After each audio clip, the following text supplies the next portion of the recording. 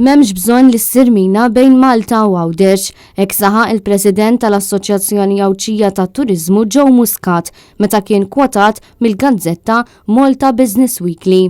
Fi kliem Joe Muscat l-assoċjazzjoni tinsab inkwetata li jekk il-mina ssir Għawdex ser jitlef il-valur tiegħu u l-identità unika li għandu sal-ġurnata tal-lum.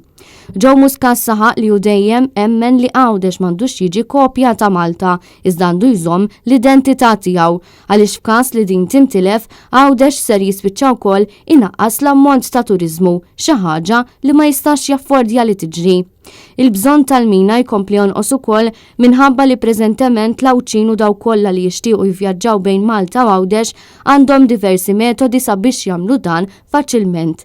Apparti li ġie introdott is-servizz tal-Fast Ferry, xi ħaġa li l-Partit Nazzjonalista kien ilu jitkellem dwarha, issa l-Partit Nazzjonalista qed jipproponi wkoll li jitkabbar il-port tal-Imġar biex dan ilaħħaq mal-bżonnijiet tal-passiġġieri u l-pjan tal-port ikun jinkludi wkoll aktar spazju għal parkeġġ kemm għal min jaqsam lejn Malta fuq qadi kif ukoll għal dawk li jmorru Għawdex u jibqgħu jgawdu l-faċilitajiet tal-port. Tkabbir tal-port li wassal ukoll sabiex cruise liners ikunu jistgħu jitrakkaw.